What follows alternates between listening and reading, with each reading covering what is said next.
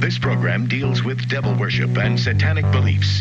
It contains explicit scenes and descriptions of violent crimes and rituals. Americans are asking, who attacked our country? You have declared a subliminal jihad against the United States. Can you tell us why? Everything pertaining to what's happening has never come to the surface. The world will never know the true facts of what occurred, my motives. And night fell on a different world. And Iblis is thinking, I should be getting this position, not Adam, and this guy is created from dirt. And how does the army feel about you being head of the temple of Set? And the conspiracy theorists can say what they will, but I want you to give me power over Adam, and I want you to give me soldiers and minions and all of these things. The people have so much to gain and have such an ulterior motive for putting me in the position I'm in. They'll never let the true facts come of their boards to the world. And I want you to be able to give me the ability to whisper into the hearts of mankind. And who was the grotto leader? Don't remember the name. You don't remember the name of a person who involved you in murder? now these people are in very high positions, yeah.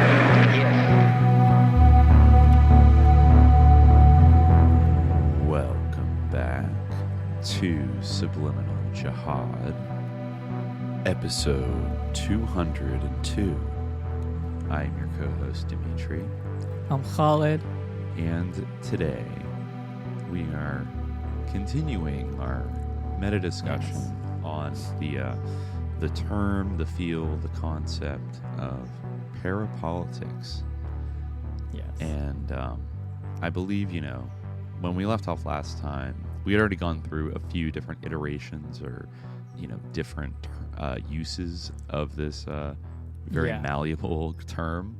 Yeah, some early uses. We spent the first 2 hours talking about our haters and how sometimes some of the discourse that I feel is either directly about us or subtweeting us in one way or another does get into something interesting, which is the political valence of parapolitics, right? Parapolitics or again, we're kind of wrangling over how to define this concept, right? Or even if it's actually a valuable or utile concept for talking about the kind of things that we talk about. But I think it is interesting how there's kind of a perception that this is aligned with one end of the political spectrum or is fundamentally reactionary in some way.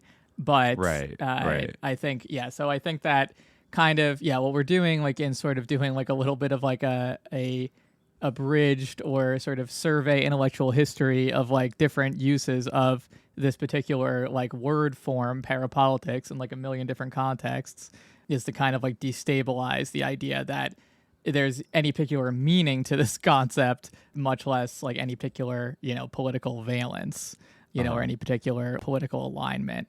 I think that, it's obviously, the slapping of two interesting kind of morphemes or, together. But I think that the sort of suggestions of it can encompass a lot. It's interesting to try to reconcile them, but obviously there's a whole range of meanings that are implicated or could be suggested by it or in which it could be applied. I think sort of to frame the problem, we had kind of left off last time talking about Aquino's academic mentor, Raghavan Iyer, who famously wrote a book called Parapolitics, as we've mentioned a couple times in the past. And we went into that a little bit last time. I do want to read a little bit more from that book, but before we did that, we kind of skipped over something that I thought would be interesting, which is the use of parapolitics by Clifford Geertz in his book, The Interpretation of Cultures, and his 1973 book. And I think that this is actually a very interesting example of different concepts or different meanings applied to the idea of parapolitics. Because really and I also think that there's something interesting in the contrast between Geertz and Peter Dale Scott in particular. Because Peter Dale Scott is obviously a very famous exponent or a very famous personality or personality, in in the parapolitical milieu, but certainly he's a famous coiner or a famous user of the term parapolitics. And I think that when people tend to say parapolitics today, like, on social media or like whatever, they're usually using it in the Peter Dale Scott sense, right? So even though like he kind of wanted to move away from parapolitics and kind of reframe that as a subcategory of his concept of deep politics, like later on, but yeah, we talked about his definition last time. But I do think it's interesting that a lot of Peter Dale Scott's early work was based on, the complicity or sort of revealing the complicity of the U.S. government, particularly the CIA, in the massacres in Indonesia in 1965. And Geertz is someone who was, an anthropologist who did a lot of work in Indonesia. And he basically kind of glossed over the whole phenomenon of even the complicity of the Indonesian government in those massacres, right? And he kind of tended to portray them. I can actually read from the Interpretation of Cultures what he... Sure, let's get him on the record. Let's see what he says. what he says. And this is even from his kind of updated version. Let me find it. So this is what he says in the Interpretation of Cultures about Indonesia. Until about the beginning of 1957, the regional tension between Java and the outer islands was kept in bounds by a combination of the continuing momentum of revolutionary solidarity, a broadly representative multi-party system, and a characteristically Indonesian bisection of paramount executive power in an institution called the Dwi Tunggal, loosely dual leadership, in which the two veteran nationalist leaders, Sukarno, a Javanese, and Muhammad Hatta, a Sumatran, shared primacy as president and vice president of the republic. Since then, the solidarities faded, the party system collapsed, and the Dwi Tunggal split. Despite the effective military suppression of the regional rebellion of 1958, and despite Sukarno's feverish attempts to focus the government on his person as the incarnation of the spirit of 45, the political equilibrium thus lost has not been restored, and the new nation has become an almost classic case of integrative failure. With every step toward modernity has come increased regional discontent. With each increase in regional discontent has come a new revelation of political incapacity. And with each new revelation of political incapacity has come a loss of political nerve and a more desperate resort to an unstable amalgam of military coercion and ideological revivalism. It was the first general elections of 1955 that, by completing the general outlines of the parliamentary system, made it inescapably apparent to reflective Indonesians that they had either to find some way of solving their problems within the framework of the modern civil order that they had almost reluctantly created, or face a rising crescendo of primordial discontent and parapolitical conflict, right? So basically, he's setting up two conflicting forces, right? There's the sort of political order, and then there's the parapolitical order. The parapolitical forces for Geertz are things like ethnic conflict, religious conflict, things like that. So, and this is ultimately, interestingly, how so it's kind of like a reverse of the framework of maybe someone like Peter Dale Scott, right? Where what would be parapolitical would be the involvement of American intelligence agencies and things like that, right? For Geertz, that's just kind of invisibilized. And what's parapolitical is these kind of cultural forces and these cultural factors that, are actually kind of moving society. I found an interesting, sorry, you're going to say something? So basically things that are outside of the formal political system but exert some kind of influence upon it. But in his case, definitely he's not implying the CIA. He's implying broader, social forces and it's things like that. Yeah, it's kind of similar to that idea in the book, the sort of the survey methodology from that book with a common man in America and what he believes or something right, like that. It's out. These two things shouldn't be intermingled. Underdeveloped political feelings, not really proper politics, right? And of course, he usually applies it as kind of condescending, colonial anthropological it's not framework. Serious. Yeah. There's a good takedown of Geertz called Professional Blindness and Missing the Mark, the Anthropologist Blind Spots, Clifford Geertz on Class, Killings, and Communism in Indonesia by Ben White. It's published in the Rosenberg Quarterly magazine. And he has a good takedown of Geertz. I took out some phrases from it. He writes, "What causes sociological blindness? To answer this question, we should not only look to the author's personal politics, but also to the limitations of his analytical framework. In general, Geertz had avoided the trend in the 1970s to place issues of class, power, and history more centrally in anthropology, and had stuck to a vision of cultures as systems of locally shared symbols and associated practices, blinding him to questions of social differentiation, social conflict, and associates negotiations and contestations over meanings.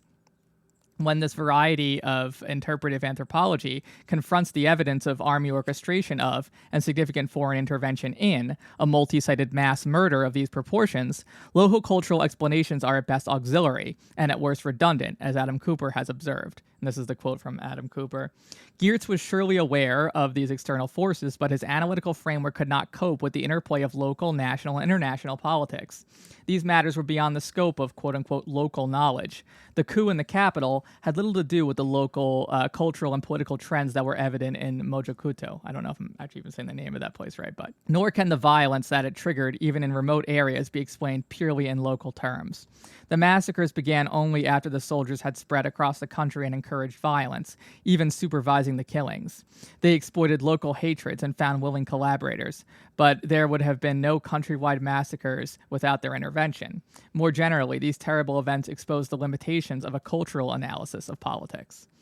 Right? So, yeah, and you can kind of see that in what Geertz writes here, where, he says, "Sukarno summed up the syncretic high culture of the elusive Javanese, Hatta, the Islamic mercantilism of the less subtle outer islanders.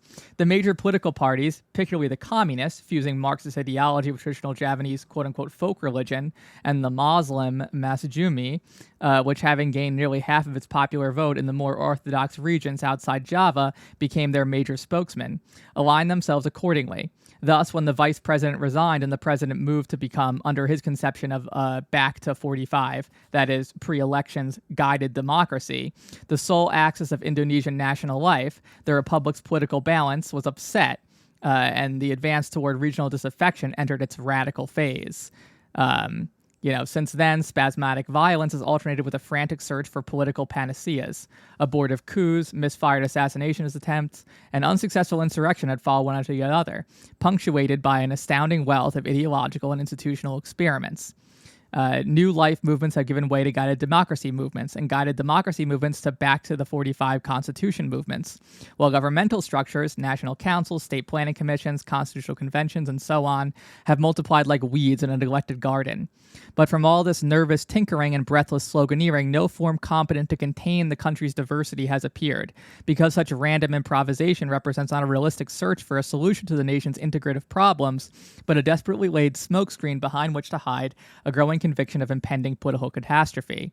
For the moment, a new de facto triumvirate divides leadership. Sukarno, calling ever more shrilly for a renewal of the revolutionary spirit of unity, and Lieutenant General A.H. Nasution, defense minister and former army chief of staff, and another colorless Sumatran professional, directing the military in its expanded role as a quasi-civil service.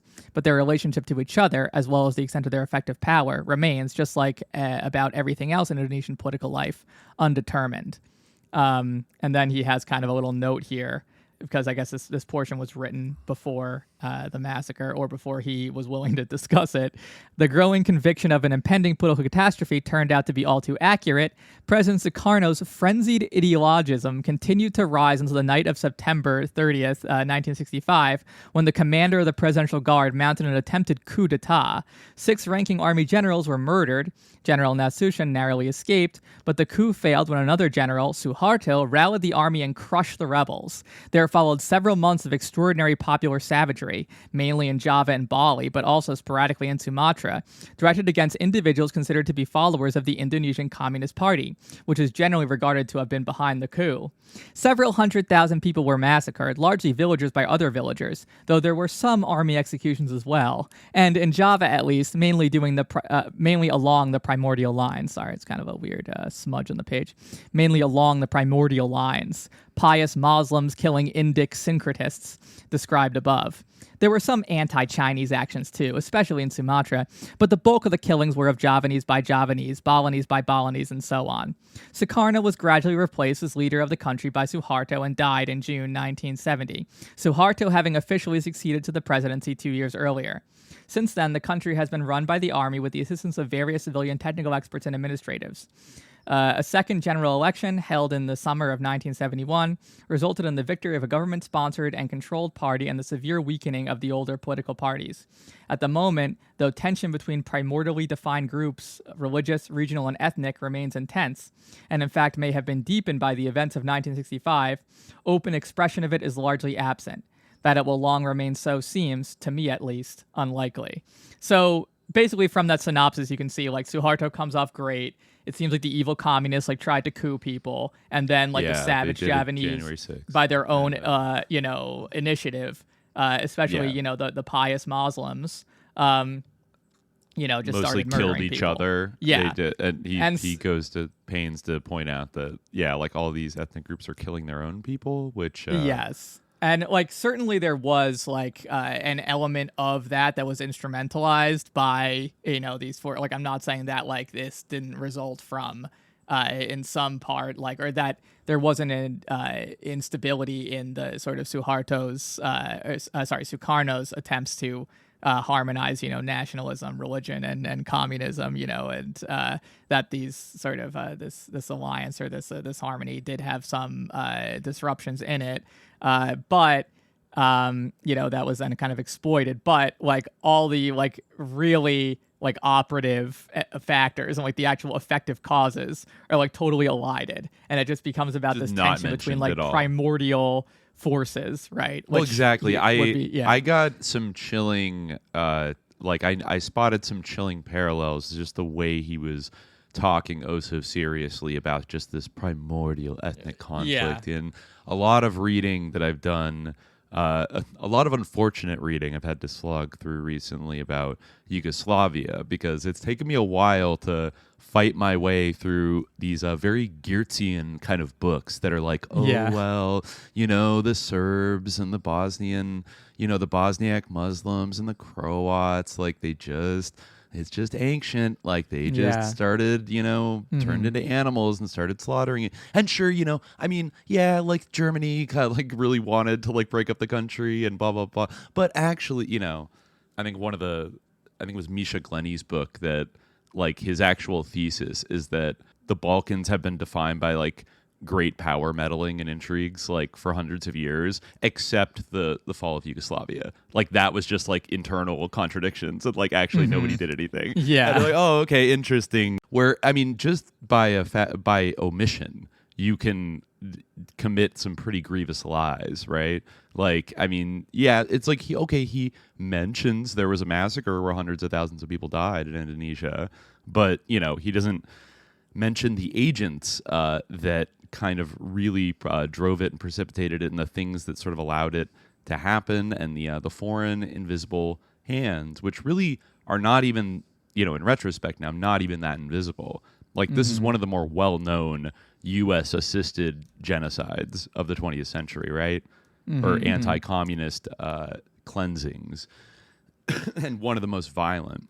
Yes. And I remember there was that I think it was that documentary years ago, The Act of Killing, where that guy went to Indonesia and interviewed all of these like army veterans who were like laughing about it and like reenacting like all the executions they did back then. And because like they have like kind of total impunity in modern in the modern Indonesian state, nobody was ever held accountable for it, so they can just kind of be like, it was like dope.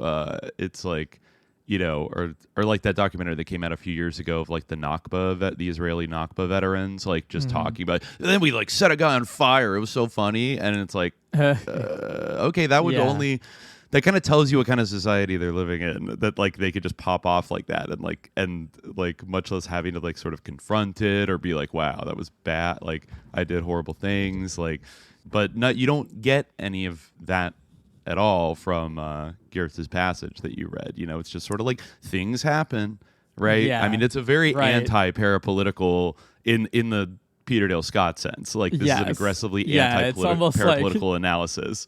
It's almost like opposite meanings, right? Like or like, as I think one kind of based academic wrote about Zizek. I'm paraphrasing here, but like this guy Geertz invokes the term politics.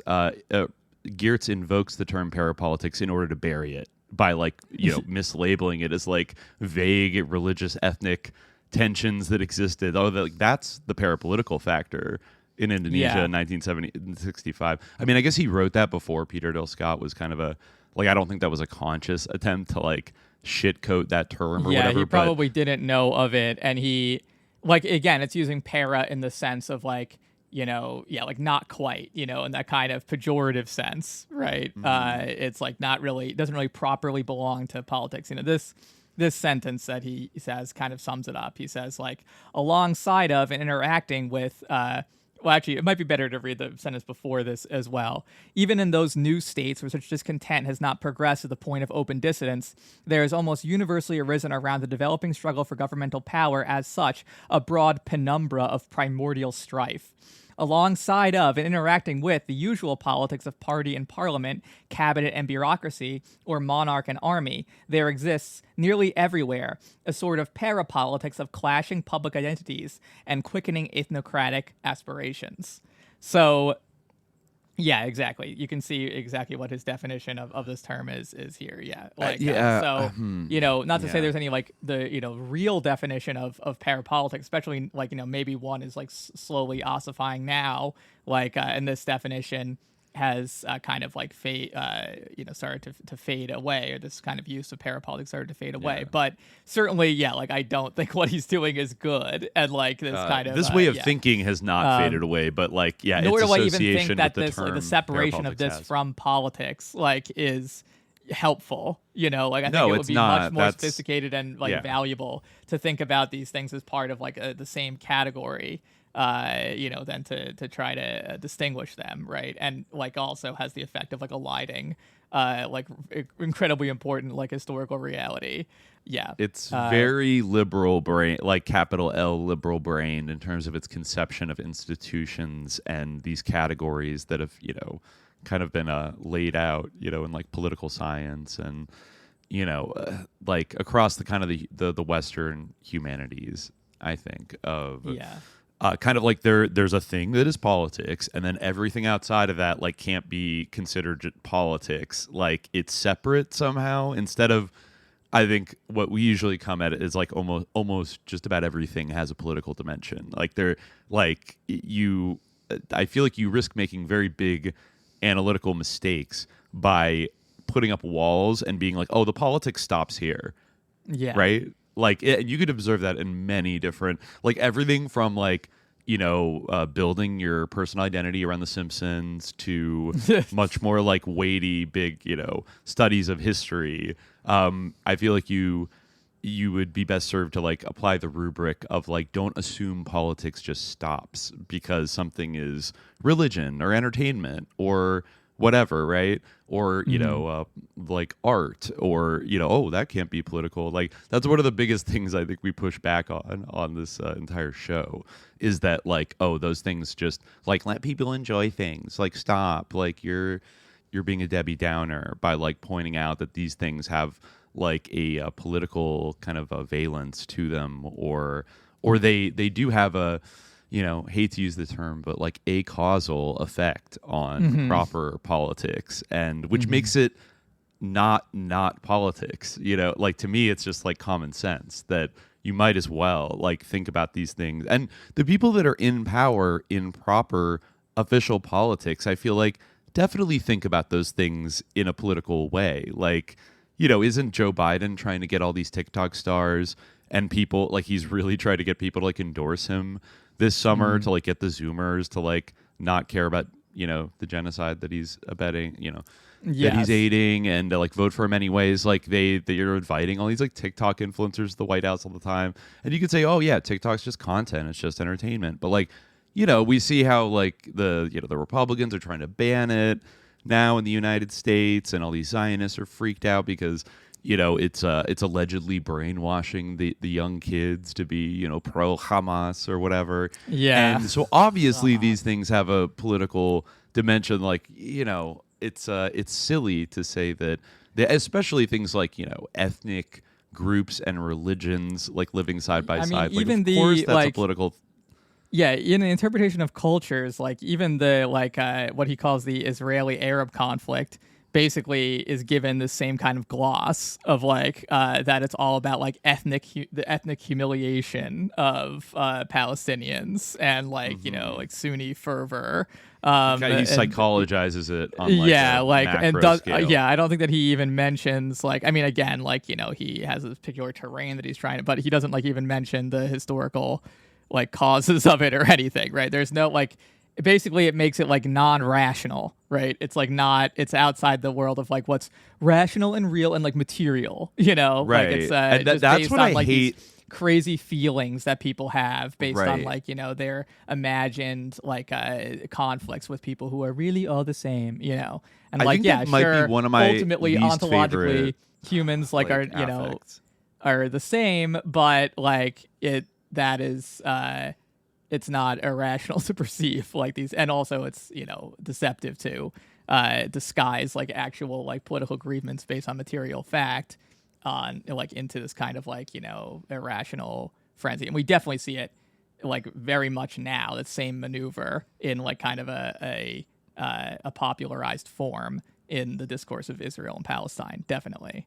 Oh yeah, and I think you see it pop up in a lot of places, and I think it's one of my least favorite authorial positionalities or stances for somebody to take in a book, which is essentially a very smart, serious, educated person looking upon a kind of complex, usually tragic or fucked up kind of historical situation and ascribing it to the irrationality of all of the humans involved, and actually saying, but as a rational person, they are well equipped to diagnose this, that these people are not having a normal one, Chief. And, clearly they're not having a normal one. And I I guess sometimes it's not the word, but I think that can be a slippery slope into, kind of actually then ducking all of these hard facts and actually doing it a material analysis, because you're kind of psychologizing an entire group of people, which is, I think, a very shaky proposition. In general, to do of with TikTok, a good example is and I might have said this on the show before, but the whole phenomenon, which again was kind of overblown and then became sort of instrumentalized as a way to delegitimize student protests and general popular support of Palestine. But there was this whole trend where people were reading Osama bin Laden's letter to America, these TikTok Zoomers, and they were all I can't believe this, he had actual complaints, and it's I might have said this on a show before, but not to disparage Osama bin Laden's argumentative skills, but it's kind of pretty boilerplate Wahhabism stuff, but I think that maybe the expectation that's been cultivated is that this is just going to be me hate freedom, me want kill American, a mass shooter manifesto. Yeah. And to see someone actually having irrational political grievances is shocking and worldview destroying, and makes people cry to think that right. This guy actually was able to form a cogent thought even, which is that does kind of comment on where we are today, and I think it definitely comments on how the Osama bin Laden kind of thing was dealt with in American society for 20 years, which is that, we were told from the get-go, they hate us for our freedom. We were told these excuses, which were just kind of wacky and, sounded like they were out of a Hollywood B movie. They pretty much, and with the help of, one of, Fox's flagship programs, not The Simpsons, but 24, and other media like that, they really presented just the crazy Arab fucking terrorist who just he's crazy. He just wants to fucking even on Homeland, which was very enmeshed with the CIA and also had Israeli creators originally, and it, like, really fancied itself as like the smart, sophisticated, you know, golden age of TV, like, spy show that still had like whoever that guy was, like like the Abu Nadal, like ripoff guy, like. Yeah, Abu Nazir, like, chasing Carrie through like an abandoned factory with a knife, like in a season finale, and it's like, what? Like, can you imagine like Osama bin Laden like chasing a female CIA officer around with a knife? Like, okay, but that was the serious level of like dramatization. Of and this also like who is and, Abu? That's the thing. Like also like I feel like the image of bin Laden. He was never defined. There were certain things like that like Time magazine article or like whatever it was. I forget where it was published. I think it might have even been on like cable news, like about bin Laden's like mountain fortress. Where it has like this sort of Bond villain complex that he lives in. But on the other hand, like bin Laden was also kind of portrayed as like this, almost like he was kind of like an Afghan nomad or something who was like living in a cave, like a caveman, and not like instead of a fucking rich kid nepo baby. Yeah, exactly. Yeah. Like the ultimate fucking trust fund, who had like war worked tourist, with like the American military and like at a high capacity, and the CIA, like. Yeah, even did some collabs sending some brave Mujahideen vets to Bosnia in the 90s. Back when I guess we were all still friends, right?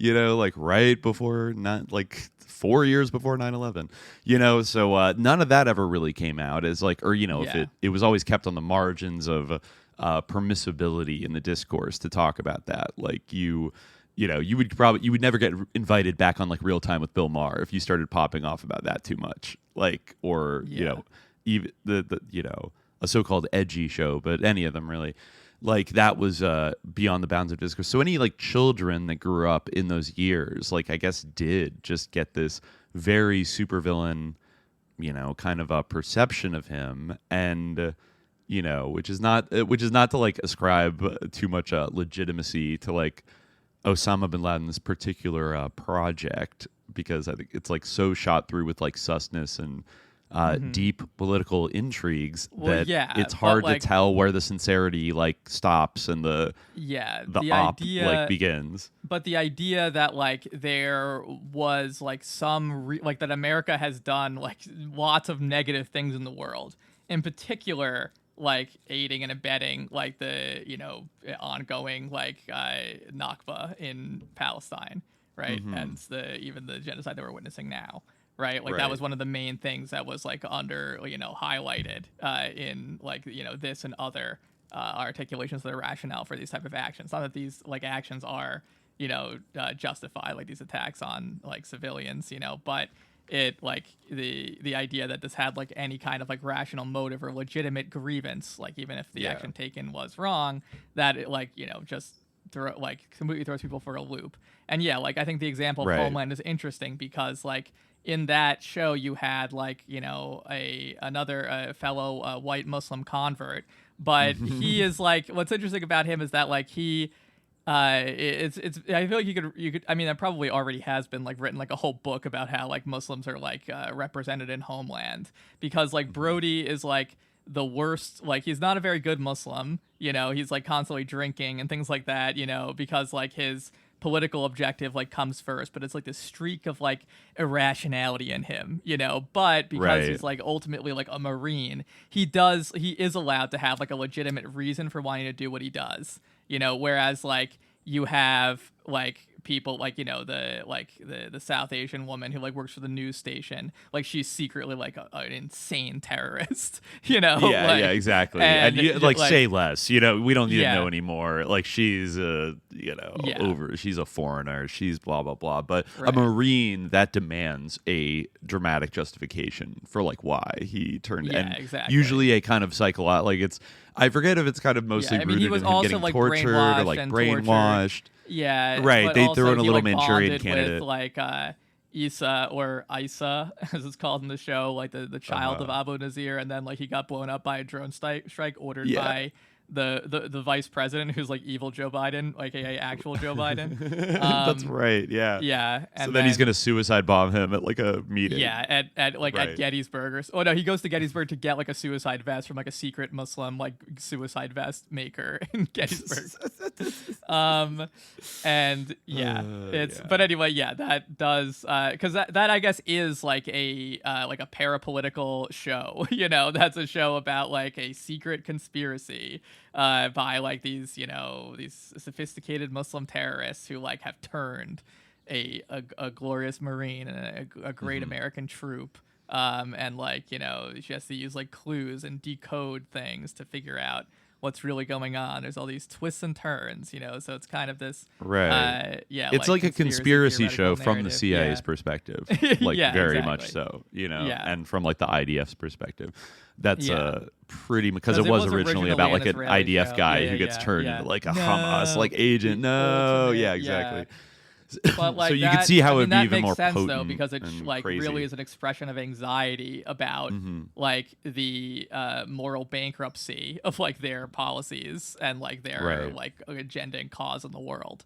So, and I never saw the original series, but if it was like the American one, then I imagine this show is kind of like this limited hangout way to like pretend to kind of address that anxiety, but then kind of metabolize it in a way that like actually makes you root for like the Mossad guys or the CIA guys at the end of the day, which is totally the arc of Homeland. Like, even though it dabbles in a little bit of criticism about the drone program and this and that, it ends up actually, I think in its last couple of seasons, just being like a bizarre like Russiagate, like hysterical like Russiagate kind of show. I only watched it like up through like the death of I watched up to like Brody getting hung from a crane in Iran. Yeah, which I think was like season 3. Like but they kept going for like 4 more seasons. But I remember Mullahs eventually it became like there's an evil like female Trump or something. There's an evil. It's like a kind of looks like Hillary, but is a Trump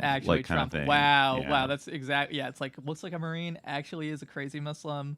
Looks like and Hillary is actually Trump. You can't trust they had your perceptions. Really bad like Alex Jones kind of like knockoff character that was always yelling about like the deep state, in this like very straw man way that the writer, like you could tell the smug like CIA liberal writers were like, look at this clown, and like it actually ironically, I think a lot of the action is like a bunch of like CIA people who are kind of out of the agency but still have like skills and connections, like running a kind of like deep state campaign to like undermine this like right-wing president that they hate because they like realize that she's like she had something to do with Russia, where like she has a Russian connection and there's like these Russians involved in blah blah blah. So they are kind of like doing deep state stuff on that show, but it's like heroic, it just gets flipped around to be like, oh, thank God, like Carrie and Saul, who I believe Saul also an interesting character because like I feel like his relationship,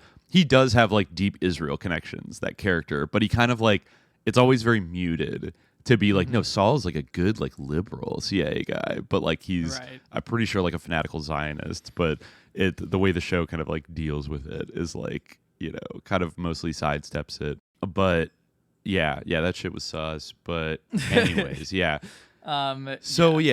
think Geertz, I guess 1 or 2 degrees away removed from Barack Obama, right? Because one of his research partners was like Obama's mother's advisor, right? Yeah. Like, he was like on like a Ford Foundation like funded like team there. I believe we talked about it last time. Right. We like figured out like what their actual relationship was. But yeah, they didn't. We figured like, there had to be like, some overlap, proximity. But, they had some. Yeah. I think they had a mutual acquaintance, Obama's mother and Clifford Geertz, and they were in Indonesia at different times, and they both worked for the Ford Foundation at separate times, but both kind of on Indonesian things, right? Yes. And produced our first parapolitical, well, not our first parapolitical president, but I'd say Barack Obama had a pretty, maybe we'll get to it one day. I think that dude has had a pretty fucking parapolitical life from birth. Much, not very well appreciated when he burst on the scene, but, like one of the strangest bios of like any like just of any. I mean, it's like a very unique bio just for like an American, but like for a president, it's like so extremely specific and intertwined with a kind of like liberal Cold War like humanities NGO complex kind of thing, and like fake left radical like milieus and stuff. It's just all very and like CIA ops and like recruiting like African assets like his supposed father. Anyways, not to go down that rabbit hole, but supposed father. Supposed father. Is there an alternative parentage theory? Some people, there have been some things thrown out there. One name that I think consistently gets thrown out is Frank Marshall Davis, who is a friend of. He was an American, communist American, African American, like kind of activist and journalist and artist from Chicago, who I think was pretty good friends with the Dunhams, like Obama's white grandparents, and I think maybe lived in Hawaii for a while, and was also friendly with his mother, Stanley Ann Dunham.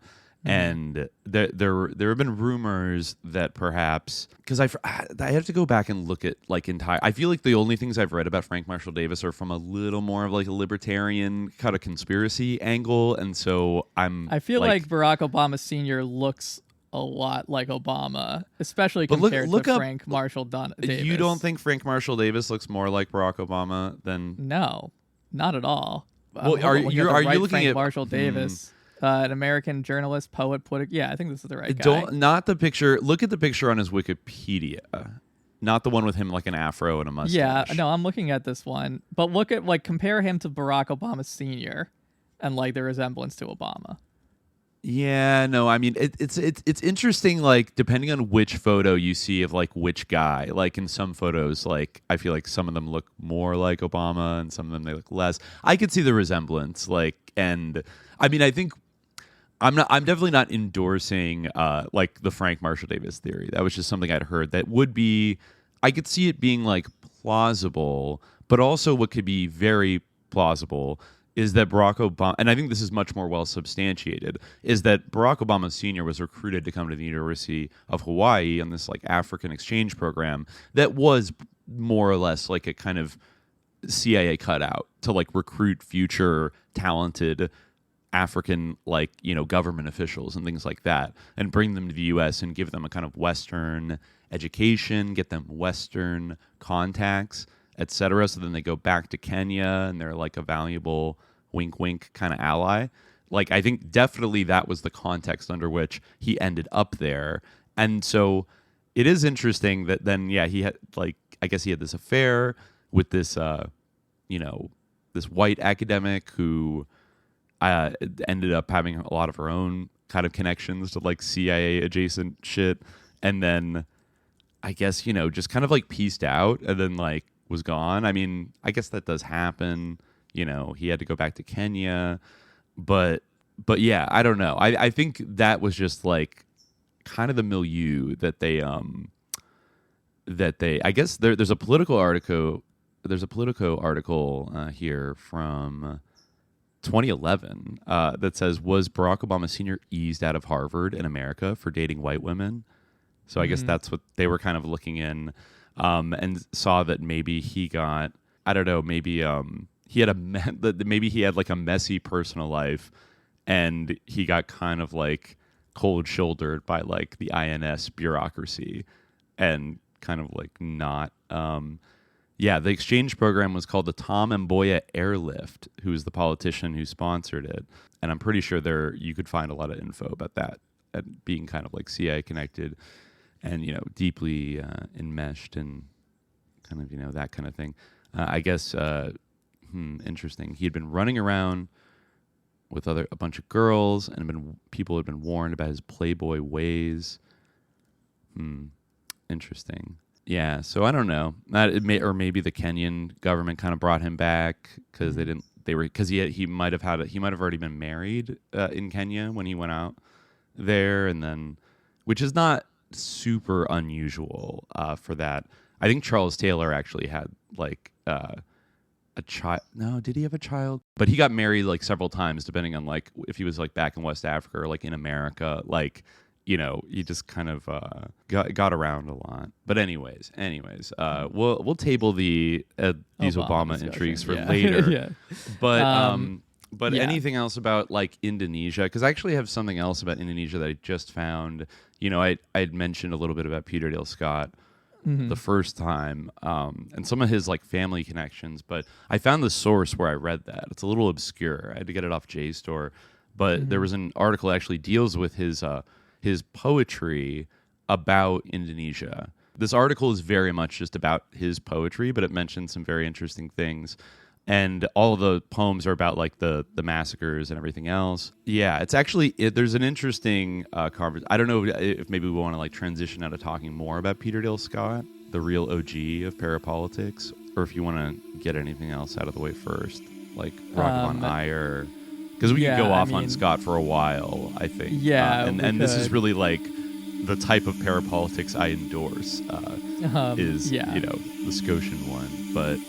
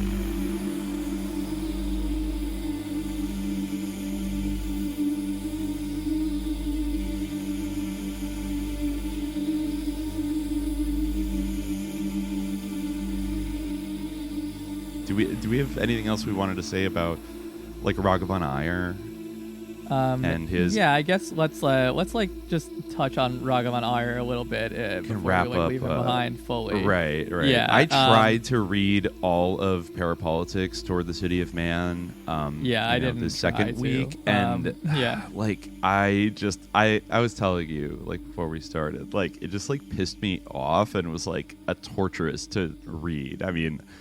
It's just like there's something about this like freewheeling like new age inflected like poli-sci that just like pisses me off, because he's just kind of making sweeping statements about shit and like not exactly like backing it up, but like referencing he references Hegel, Machiavelli, Max Weber, Marx, like Plato, Aristotle, like he name drops everything, but like it's all it's vibes based in a way I do not like. I guess is what I'm saying. Like, I mean, I feel like philosophy and like political philosophy, like in general, like is kind of like an extended conversation or like a style of writing or thinking that like originates with like Plato, or there's like pre-Socratic philosophers and everything, but like Plato and Aristotle are like always the main frames of reference for like these political philosophers like in the Western tradition. Like if we do talk about Rancière, who also talked a little about parapolitics, like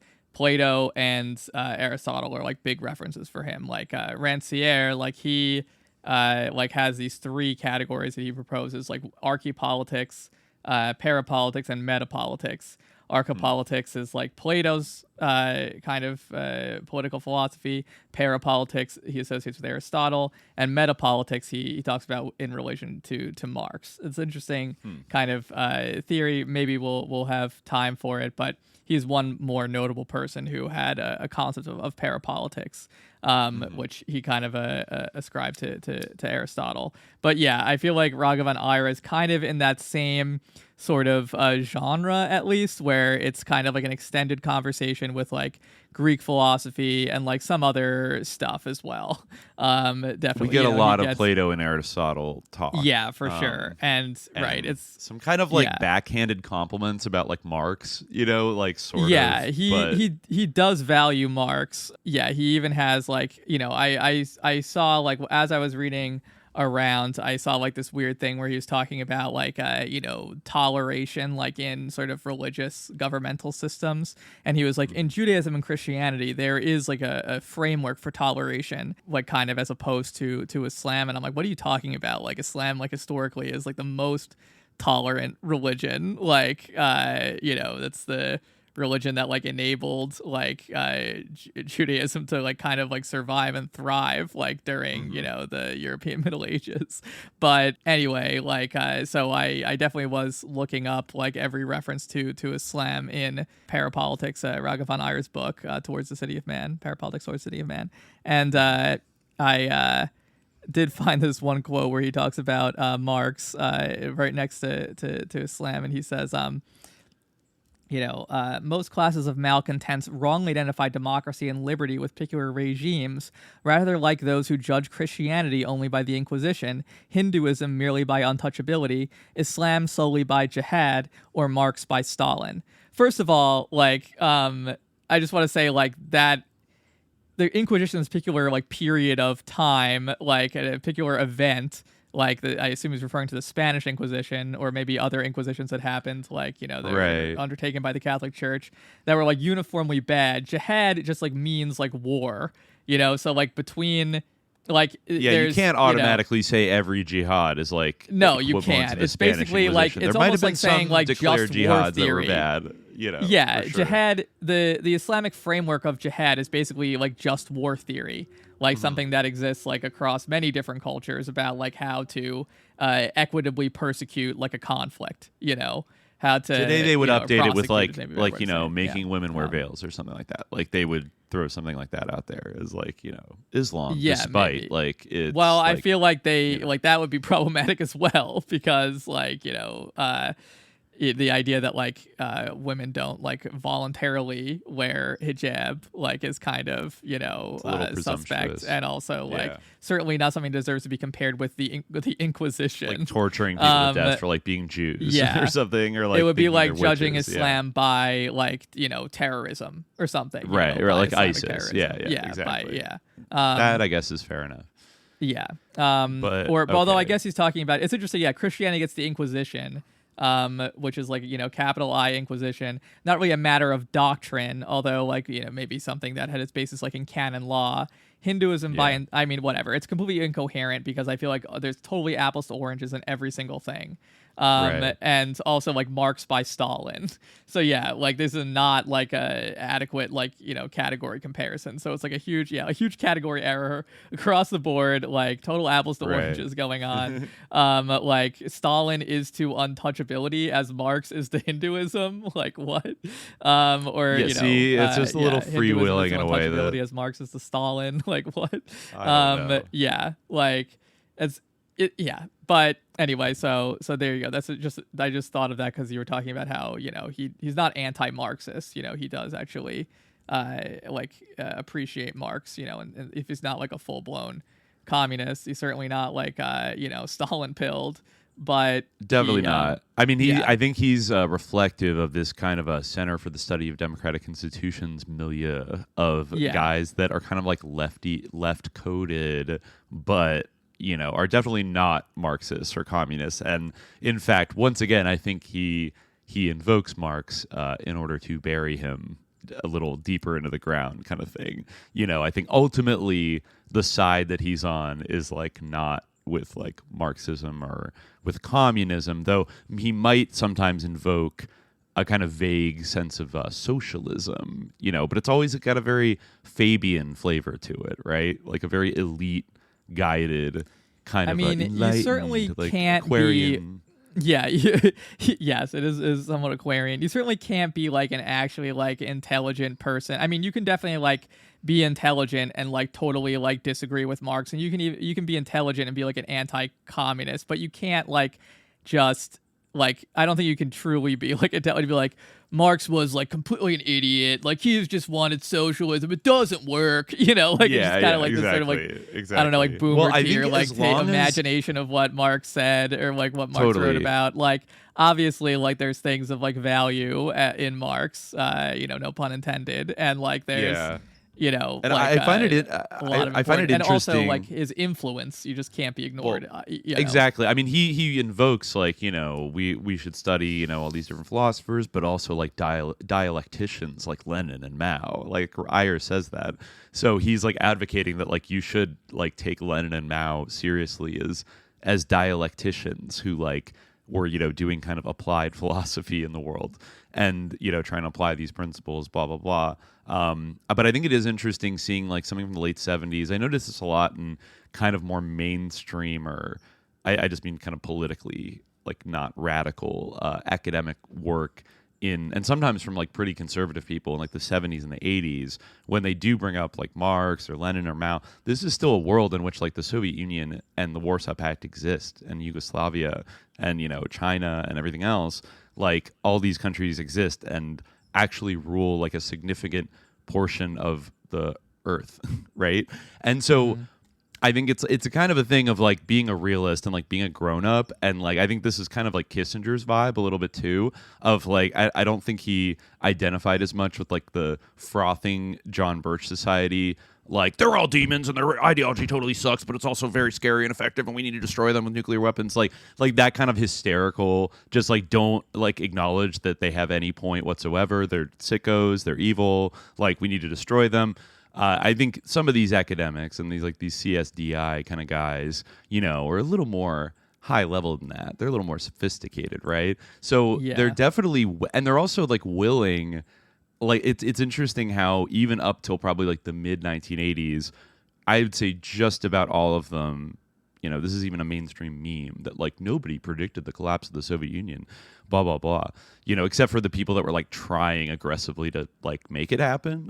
But like a lot of the, you know, the staid like statesman kind of scholars of like the era and figures, you know, just kind of assumed it was going to go on indefinitely.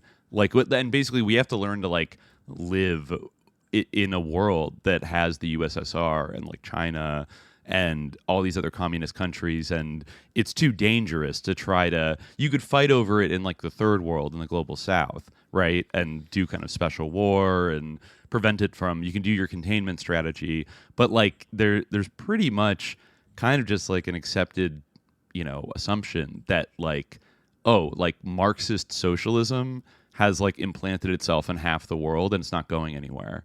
You know, and then once it collapsed, I think you see a big shift in the 90s of like, oh yeah, Marx is always trash. Yeah, like he sucks. Yeah. Like obviously it sucks. Like Lenin, loser. Like Mao, loser. Like, you know, all these things. So then they could really just like dump it all in the dustbin of history because it was no longer an active threat. And like, you know, they certainly didn't want it to come back. So it's just like, oh, now we can kind of heap analytical scorn on it as like something that just was obviously like, you know, totally flawed and didn't work at all and blah blah blah. It was always, everybody knew it was always doomed to fail, right? I mean, I almost feel like I don't know, like I'm not like super like familiar with the field of political science like per se, so I don't really know like, but you know, I feel like in generally speaking, like in the academic humanities, I feel like Marx has, again, like it's been a long time since the fall of the Soviet Union at this point, so it's been like, you know, 30 plus years. So like you know, I feel like there have been like some changes. I feel like Marx, like, I think it's shifted, you know, a lot of now. those people like like Foucault, etc. Like a lot of people started to kind of like drift away from orthodox Marxism or from Marxism-Leninism, like, you know, and kind of like to sort of you know, subvert or like you know, still like having a debt to Marx, but kind of you know, play with Marx a little bit. Whereas like now, I think you see people kind of like going back to Marx in, you know, a more kind of a straightforward way. Right. Like right. I think now it's almost more popular. But yeah, so I feel like the seeds of that were like planted during like the Cold War, because you kind of had the anti-Marxist left, or at least the left that would kind of break from Marx and that was like disenchanted with like the Soviet Union. They definitely were like kind of like promoted and definitely given kind of material advantages and like, you know, incentives to success, you know, like right. Even if they had a little bit of, even if they got a little, you know, Marx goblin blood on them, the ruling class was definitely like willing to enthusiastically kind of sponsor the disruptions or the you know, these deviations by certain academics, because it was like for the greater good, because I mean, that was the whole cultural Cold War strategy, was not to browbeat or force people to abandon sympathy to communism, but to just get a little bit icked out by it and then get kind of seduced by something that's like kind of socialist, but like has these kind of things in it that sort of rob it of like its substance and actually would just like reify like the existing like global capitalist order, or, you know, get sucked into various like offshoots of Trotskyism or kind of Western Maoism or something that like through enough splits and manipulations, you can get them, you know, you get these groups that like call themselves communists, but like they spend all their time like shit talking the USSR, you know, as like not really Marxist, you know, so they want to overthrow like, you know, all that kind of shit.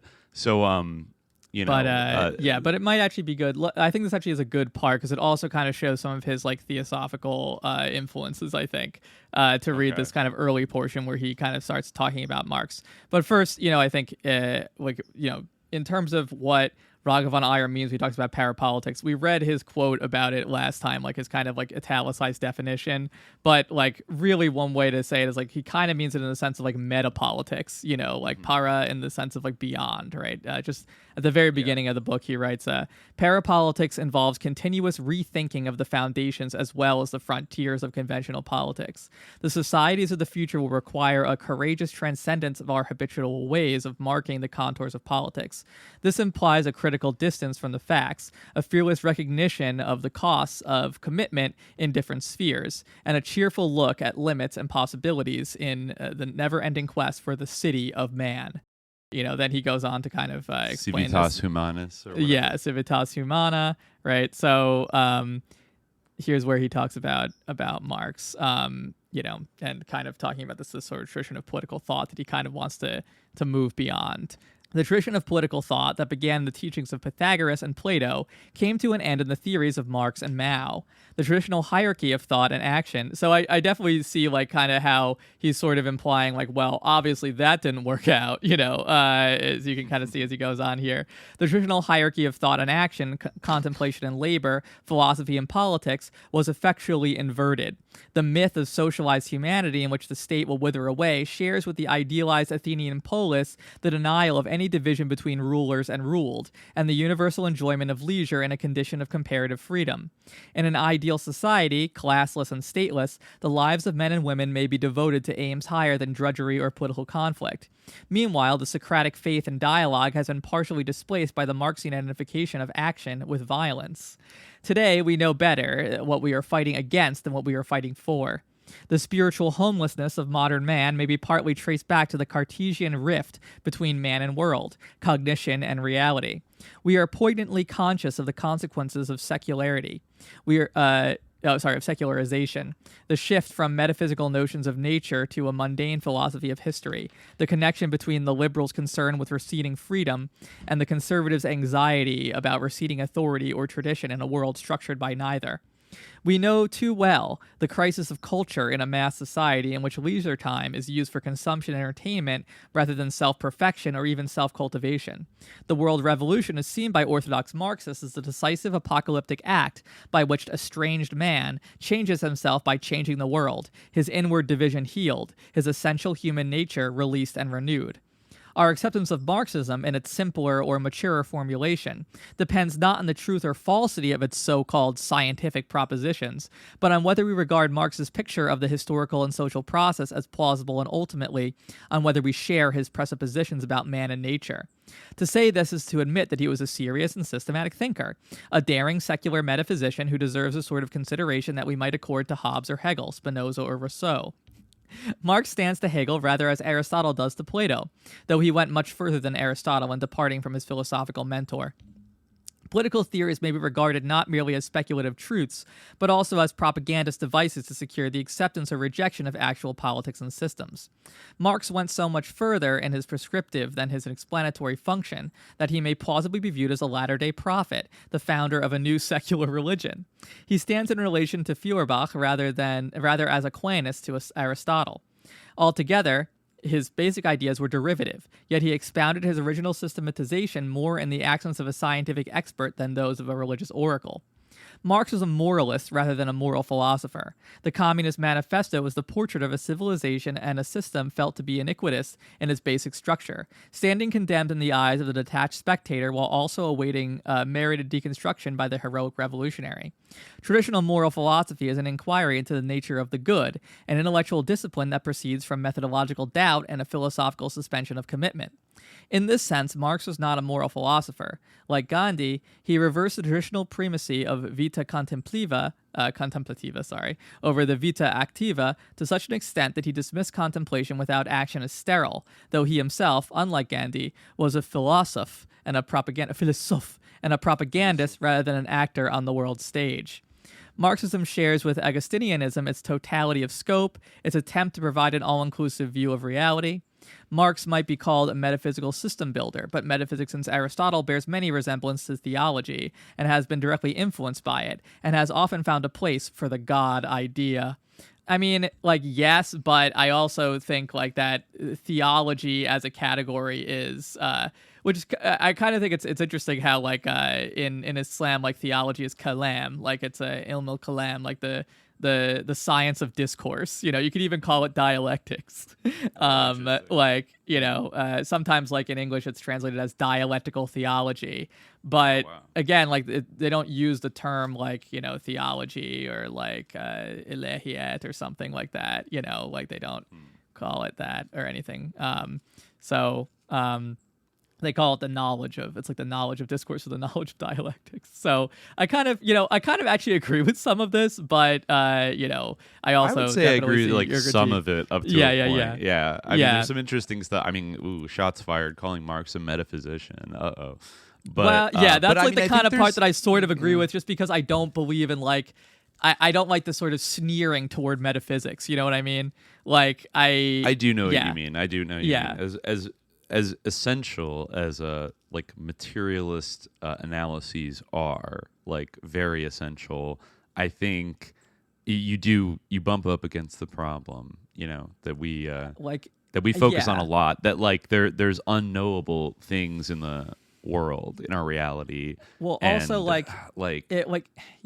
a way, like, well, if you think of physics as being, like, you know, the knowledge of material things, right, there is, like, kind of an in order for there to be a coherent, we talked about this in our Copenhagen episode too, like, you know, physics depends in a way on metaphysics, right? On models, right? On, you know, frameworks that in which the models sort of make sense and the equations make sense, you know? Like, that you need a metaphysical grounding to do, like, you don't have just the science, right? There's always metaphysics at a certain level.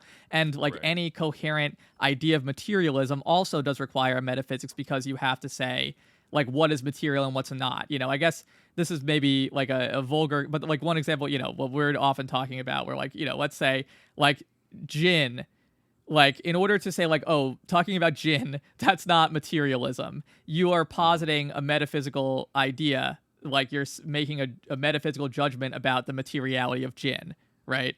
Whereas, like, that's a certain form of metaphysics or something outside your framework. In order to say, like, in order to do materialism and to be a materialist, you have to first define what is material and what is matter and what's not.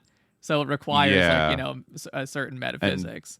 And one of the central issues with jinn is that you literally cannot obtain, like, what, you know, regardless, like, even if you're a hard materialist who's an expert in psychology, and you're like, absolutely not, that's ridiculous, like, the idea that there's, you know, spirit beings or something like that, you still cannot provide a positive counter explanation for jinn. Like, you just can't. Like, I'm not saying that you're wrong, but, like, nobody can. Like, nobody, no matter what your opinion is on jinn, nobody can prove anything about it. You could come to an educated conclusion, like, using some kind of, you know, probability-based evidence of, like, what's likely versus less likely, for sure.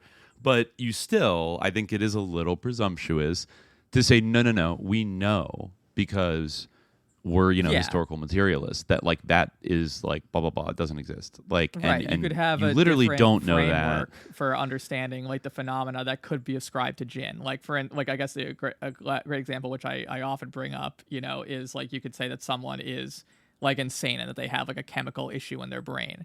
But sometimes like it is true that like, you know, and again, you could come up with like a materialist explanation for that, or like, you know, kind of like an economic like or sort of a sociological explanation for this, where it's like based on kind of like social norms and context. But it is true that sometimes like traditional methods, whether they're like adorcist or exorcist for dealing with like jinn possession, prove more effective than like Western psychiatric methods, you know. Right. We also don't want to presuppose that the completely like Rockefeller founded, you know, pharmacological complex in America is like, you know, because they use quote unquote the science, that somehow they are unassailable. And like, because even if you dig into like the materiality of a lot of that kind of stuff, like certain medications and things like that, the mechanisms by which they function are they're a little mysterious by, you know, the medical expert's own, you know, admission, right? Is like, oh, this like seems to have a clinical effect, but like we don't know what it's doing in the brain to like cause that, but we're just observing an effect. So, you know, it's like, okay, that's a certain level of like material confirmation, but my also real point is that they're different kind of like metaphysical systems, right? Where one is like that, okay, there's like only like what our empirical senses can perceive is material or real, right? Yeah. So, and we can, you know, I don't even know if like, you know, we can like do some kind of test and like make certain things like visible. I mean, in a way, like, I don't even know if this actually happens in psychiatry because I don't know enough about it, but, you know, let's like say for, you know, for the sake of argument that like, yeah, you know, there's basically this premise that like, you know, well, what we can empirically see is all that exists, right? And so therefore, like, I haven't seen a jinn, so therefore these jinn can't possibly exist. And the materialist thing is this, right? But if you believe that there are things that, you know, like things that your empirical senses can't perceive are material and do affect the world and can affect people, then those things are material. So both people in this example are being materialists. They just have a different like metaphysical framework, you know, that excludes certain things, right? It's about like sort of what things exist, different ontologies, right? Totally. So that's like something that I often like, like the whole, like when people are like, oh, like, you know, if like someone believes in God, they can't be a materialist. It's like, well, no, like, you know, like it's not really. And there is also, I think the other aspect about Marxism that is like worth, I don't know, pointing out that he kind of gets at this a little bit, or he kind of approaches this argument a little bit, but that there is a kind of a like moral metaphysics inherent in Marxism, just in the basic sense of having a conception of what is right and what is wrong, or like what is good and what is bad, right? Like, I feel like Marx's whole thing is, you know, like it's sort of inseparable from all of his more, you know, scientific study of the mechanisms of capitalism, is that exploitation is bad. And like that is a moral, I guess you could call it metaphysical assumption or assertion about reality, right?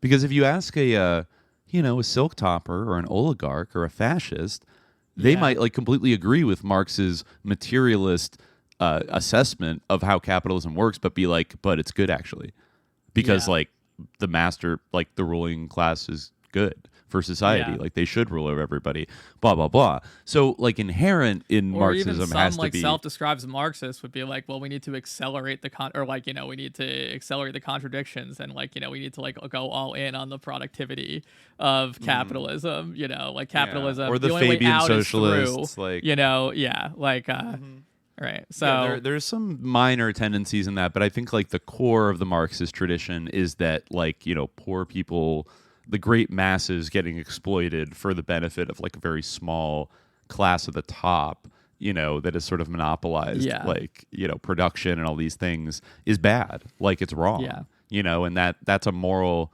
judgment, you know, it's a moral judgment that like I share and like deeply feel. And I feel like, you know, so sometimes I feel like some Marxists can get like so excited talking about how like it's an immortal science and it's just like it's objectively true. Shut the fuck up. Like, it just is true. Like, we don't need to talk about anything more than that, because like clearly if you look at the way capital works, like, and you know, I think it's mostly accurate. Like it's also was written in the 19th century. So like it's hard to say in 2024 that it's like 1-to-1, like it literally explains everything. Like I feel like we're at a point now where you have to do a little bit of extra work, like jump off from Marx and like try to use that analysis to like come up with new frameworks to understand the evolution of capitalism. Honestly, that's one of the best things about Marx, like not be like, it's not like a religious matter, right? Like we can admit that like Marx was writing in the 19th century, and like there are new realities that like this needs to be adapted to. Like one of my pet peeves is when people like notice that like maybe Marx was like not correct about like some issue, and so then they like distort what he said to try to make it fit like what like is like basically they use the reasoning of like, well, this is obviously not true, so Marx obviously meant something different, like because he had to be right about everything. Yeah, because he had to be right about everything, and like that's like like that's not the relationship to Marx that I think is good. Like even though I do think kind of to your point, I don't think Marx would agree with that. Yeah, no, like and I do think kind of to your point that there is a sympathy, and you're right that like there is kind of like a like genocidal, like rapacious, like capitalistic strain in philosophy, like whether it's like Adam Smith or even like Immanuel Kant, like that is like all about like the exploitation of like brute matter, and like is totally like morally neutral with respect to like the exploitation of capitalism, or even like morally valorizes it or values it, and that is kind of a sympathy between Marx and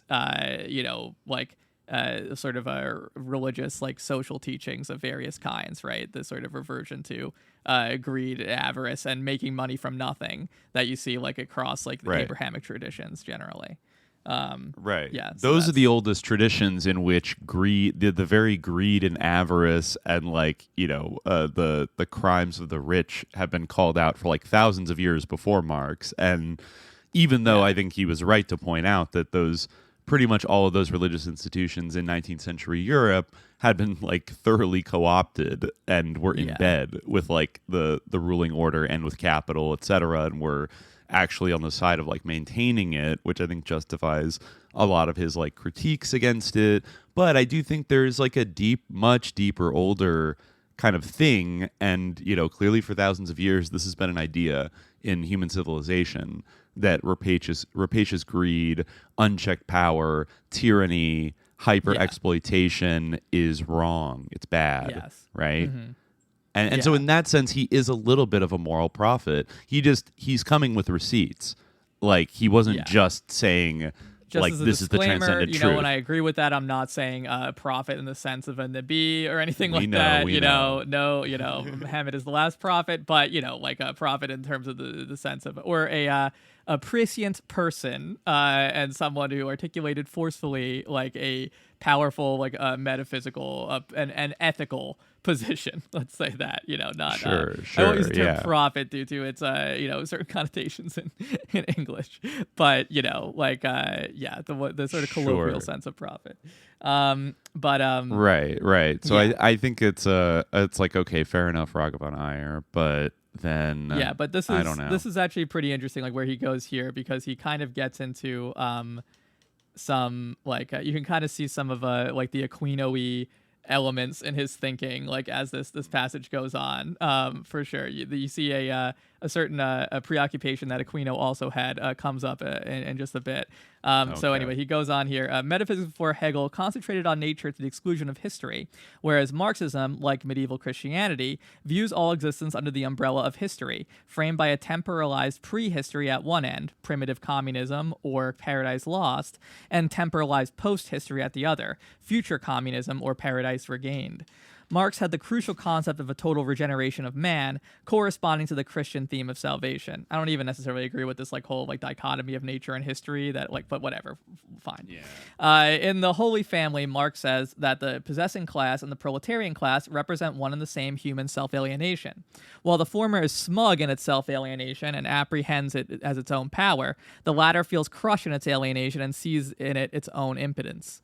Marx's vision of society as a system in conflict, split self writ large, is religious or metaphysical rather than scientific.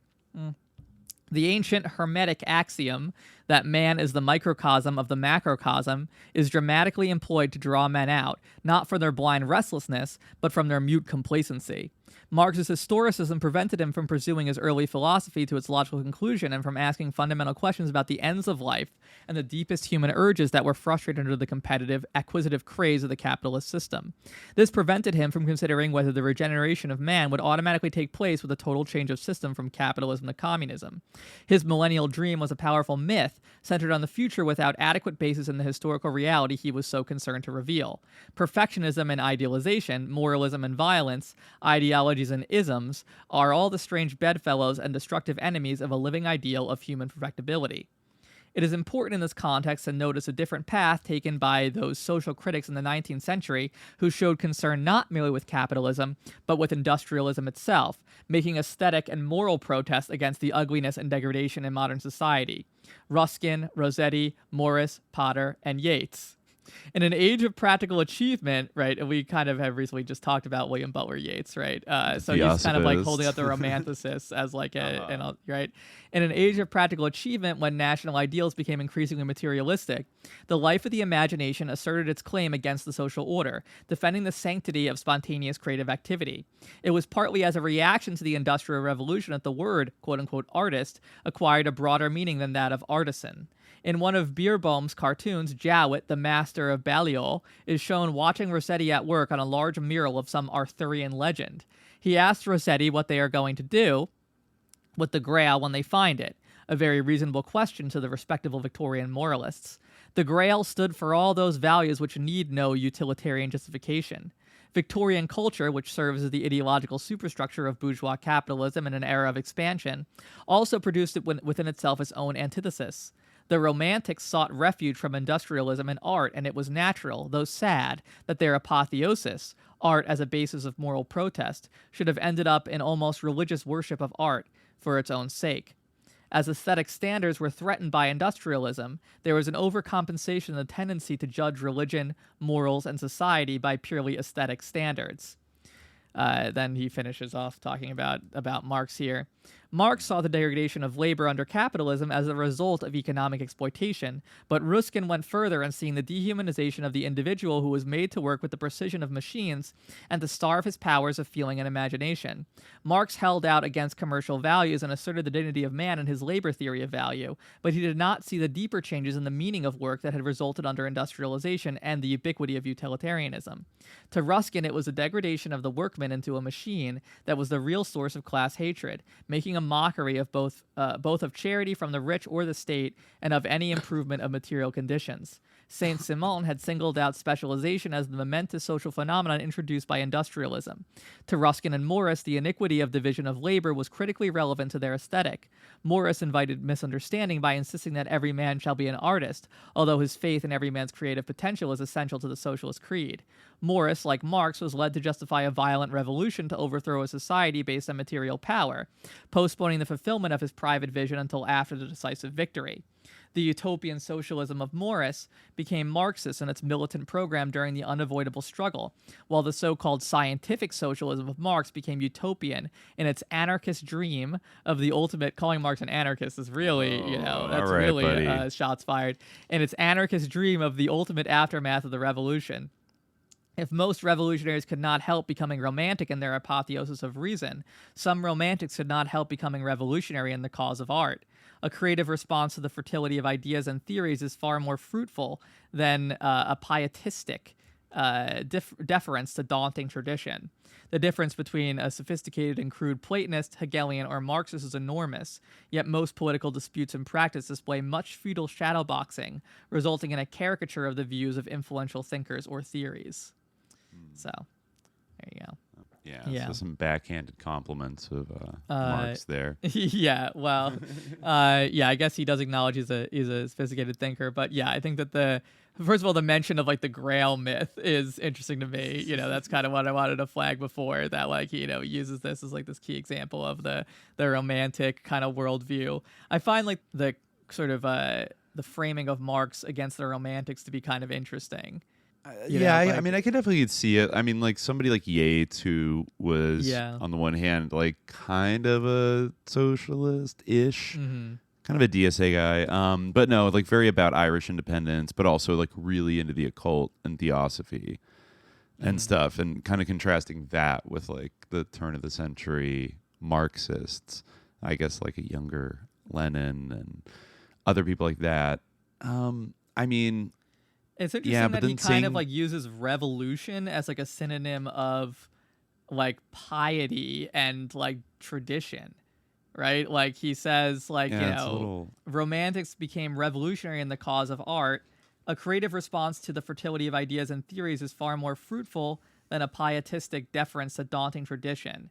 Or is he saying that like they became revolutionaries in the cause of art because they, were created, like, because that was more fruitful, even though I feel like he was kind of like criticizing them in that, but maybe, I don't know. Yeah. So it's kind of a confusing passage. It is, because he's saying it's more fruitful, yet it almost seems like he's kind of criticizing them because he obviously doesn't agree with Marx's utopian idea and his like approval of violence. So it seems like revolutionary is a negative thing, and also it's a negative that revolutionaries became too romantic and apotheosized reason. But yeah, I mean, again, I feel like oftentimes I'm trying to parse like the little sort of binaries he sets up, like reason versus art. He loves the little binaries. They don't like actually make sense. Like they're just like freestyling dialectics. Deteriorate. Yeah, it's like idealistic dialectics. It's like this thing I just pulled out of my ass is opposite of this thing I just pulled out of my ass, and like this thing, is opposite of this thing. But he's like just naming these like these like concepts that are a combination of like pre-existing concepts and just like terms that he's like made up and put on little like tree of life graphs that are all over the book, right? That he's got these charts that look like O9A sigils a little bit that are all have we like talked opposite. About the seal of Solomon that he has at like his first early diagram that he has to like sort of set up what parapolitics is. He loves the diagrams, and yes.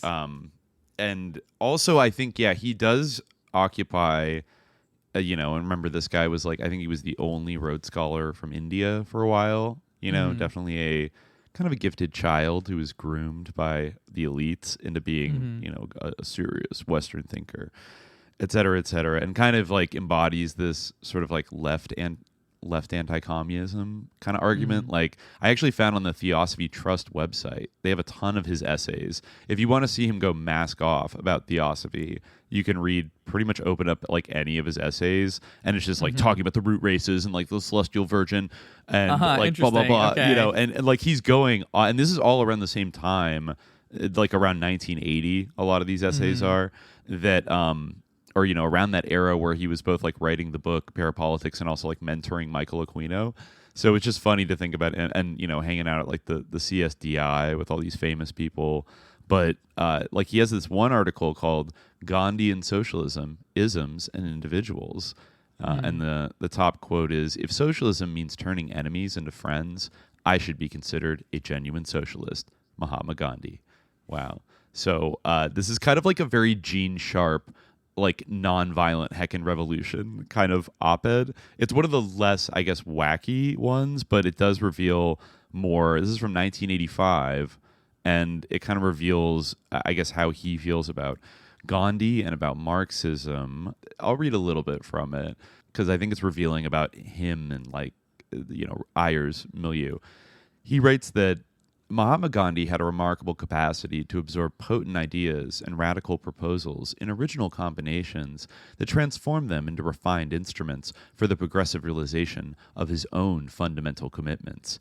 A karma yogin of deep reflection and fearless resolve, his wide if unsystematic reading was subordinated to a ceaseless winnowing on the basis of insights and values tested in his own life and in the bold social reforms he sought to initiate in South Africa and India.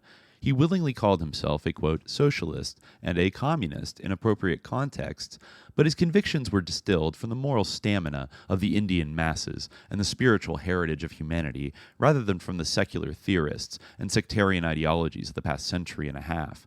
His classical socialism was metaphysically prior to the ideological state socialism of the 20th century, and his non-violent communism was ethically superior to the qualified Marxism of contemporary communist nation-states.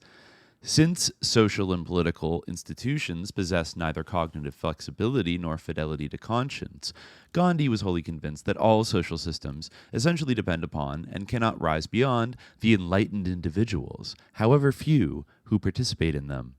Neither political organizations nor social philosophies can be stronger in practice than their finest incumbents and fervent advocates.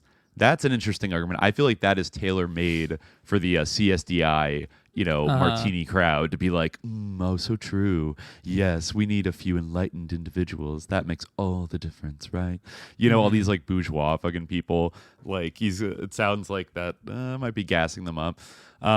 So he goes on about like some different concepts of Gandhi's seminal concepts of satya and ahimsa, and he says that Mahatma Gandhi found Marxist communism unacceptable, both as a political philosophy and as a basic principle of social organization. He was not burdened by the social and philosophical inheritance that weighed heavily upon Karl Marx, and to the degree that he understood Marxist principles and rationalizations, he rejected many of them, especially utilitarian conceptions of social amelioration arising from capitalist economics. So, redistributing the wealth, I guess. Marx was indeed a moralist rather than a moral philosopher. There he goes again. The Communist Manifesto is the hypnotic portrait of a bourgeois civilization and an industrial system iniquitous in its basic structure, standing condemned in the eyes of the compassionate spectator, while also awaiting... he's quoting from Parapolitics, I guess, in this. It's the exact same quote. Plagiarism. Yeah, self-plagiarism. He doesn't cite it. Traditional moral philosophy in Western Europe has been a daring inquiry into the elusive nature of the good, a rather rigorous intellectual discipline that thrives upon methodological doubt and a philosophical suspension of commitment. In this sense, this is also Marx... in the book, I think. Yeah. Okay, in this sense, Marx was hardly a didactic moral philosopher. Like Gandhi, actually, okay, let's see. He keeps going about, how Marx's macro conception of society as a flawed system in desperate conflict, a split self writ large, is indeed metaphysical rather than scientific. This might be... let's see. Okay, I think this part is new. This is interesting. Though sporadically aware of socialist and communist movements and governments across the globe, Gandhi's concrete experience of them was largely in the context of Indian coteries and political parties.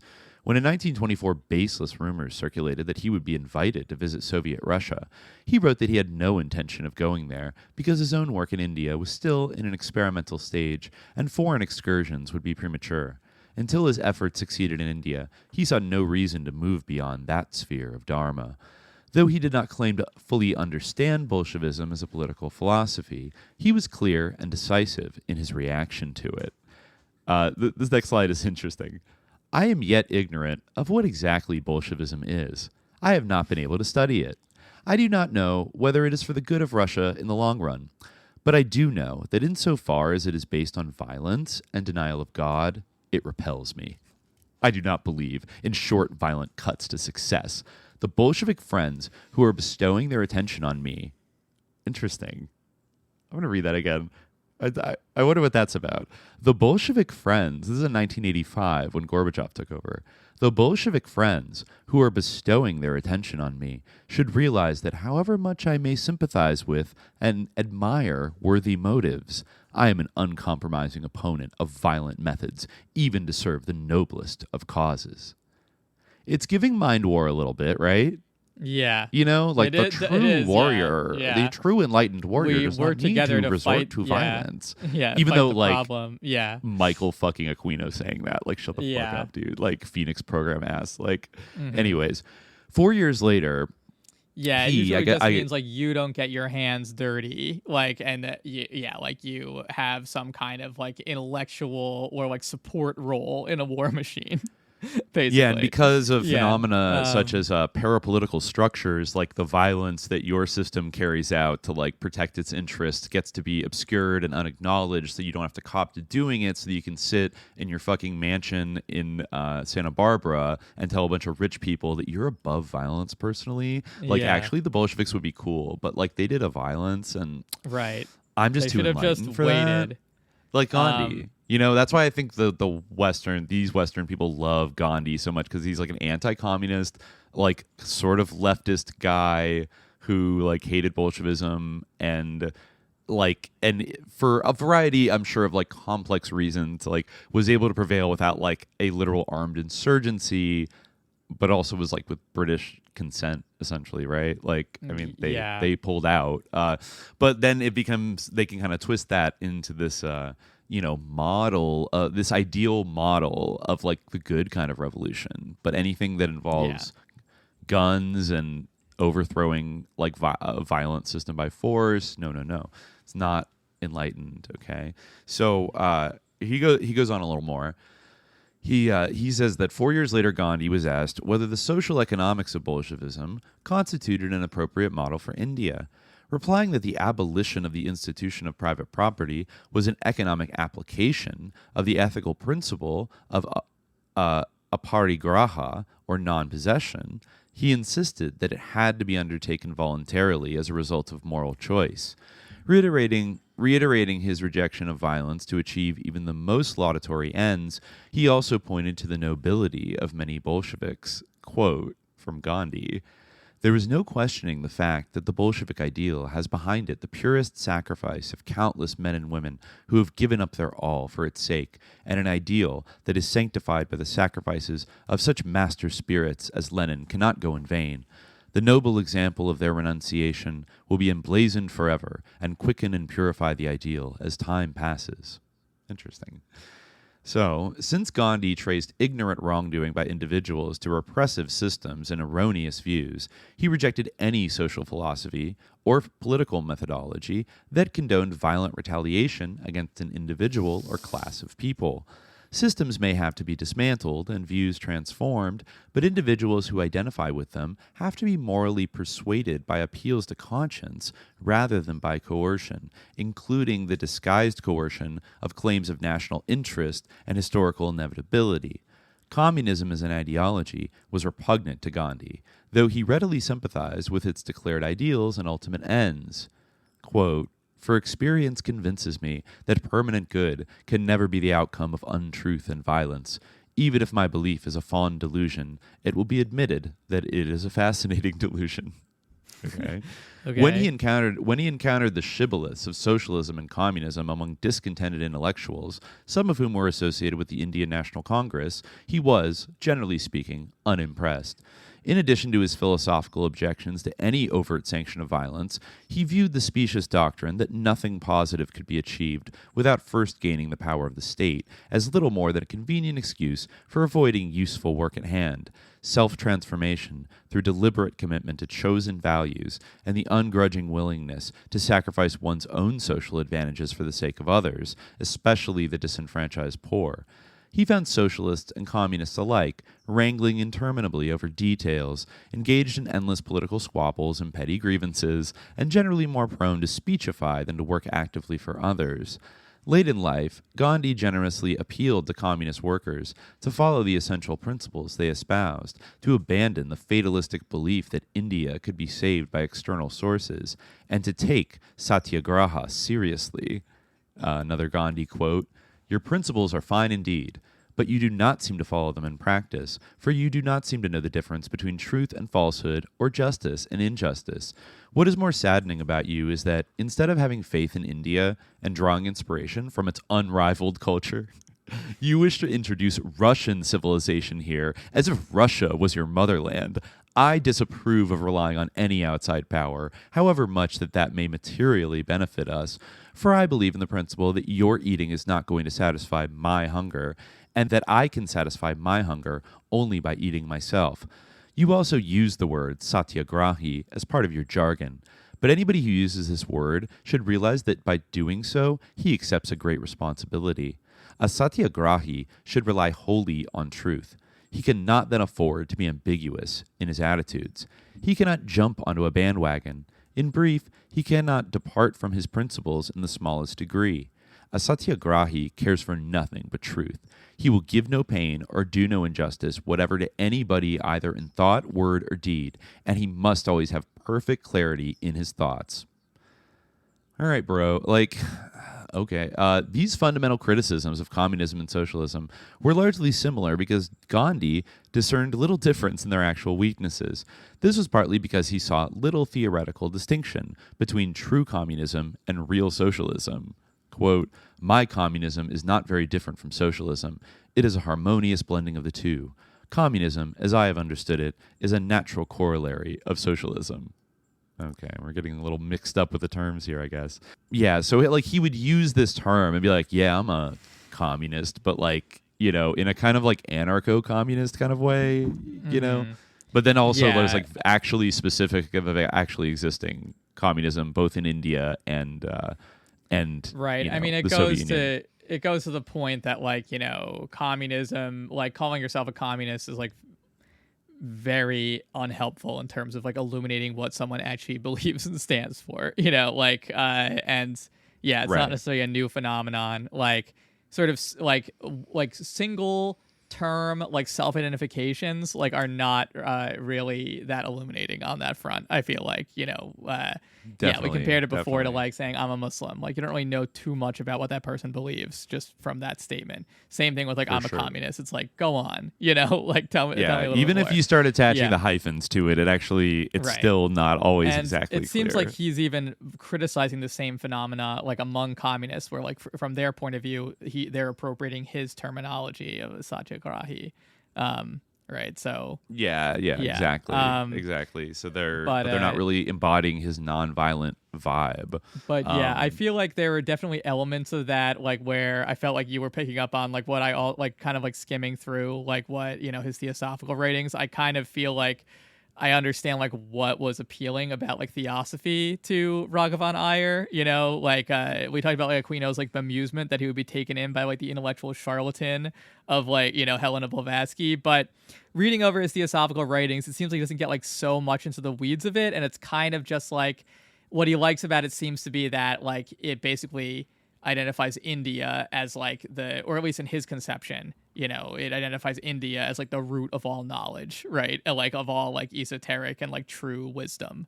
So for instance, in this essay on Aquarian civilization, he says this is very similar to what he was saying about, how we should look to India itself, or that quote saying look to India itself and its own resources, which is the superior civilization.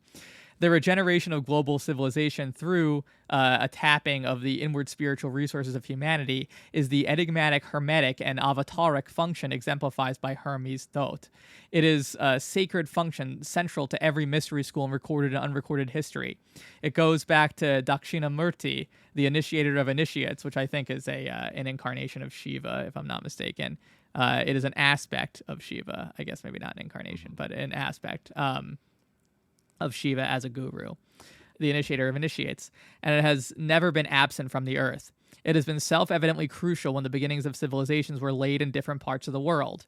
To make it now a vital part of a universal outlook in the dawning Aquarian age, where there is more freedom from competitiveness and more openness to universal truths, it could lead to a new kind of soul etiquette.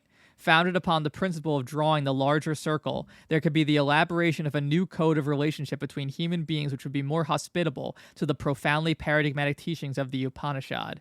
Sit down near me and let me whisper in your ear. This is the ancient Platonic Upanishadic method, born with the human race, perpetually nourishing it, and recognized by the noblest precursors of the Aquarian age. So, yeah, I mean, it's interesting. I feel like there is this, it's something that's fascinated me for a long time, and I don't actually again, this is not anything against dharmic religions, which I have a really great respect for, and I think and some of the most interesting Islamic art and poetry and theology and philosophy is Indian and is in conversation with dharmic thought. To me, I think that those religions definitely are, or dharmic ideas, those religions definitely I'm nothing against them in and of themselves, or sort of that tradition in and of itself and anything. But I do feel like there is this kind of tendency in the new age where, and I think it is interesting to think of all this through a Cold War framework, because I was talking recently to someone about like the sort of popularity of Buddhism in the United States, right? There's lots of different types of Buddhism, but the Buddhism that I feel the types of Buddhism that I feel like are most popular in the United States are Tibetan Buddhism and Zen Buddhism, right?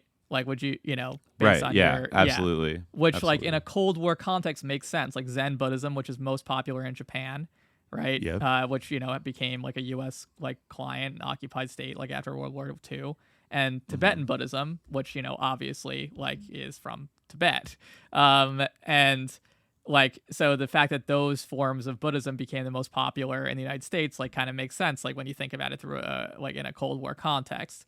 And I find, like, kind of the, we were kind of talking about this with, like, Trungpa and the sort of, the Naropa, was it Naropa Valley, I think, or Naropa Institute. Naropa, the Naropa Valley, like poetry wars, and all that stuff. Like, it's interesting how there's this kind of like dharmic supremacist current in a lot of like 60s New Age stuff that like kind of like metastasizes in like kind of academia. And there's even an overlap, I feel like, with like the Geertz type stuff, where they obviously have like a certain sympathy to like either like, like syncretic, like traditional Javanese religion or something like that, or with with Hinduism, as opposed to like Islam, and that like, and now like the sort of heirs to that sort of way of thinking, you often see that kind of start to line up with like, contemporary like Hindu nationalism and, like Hindu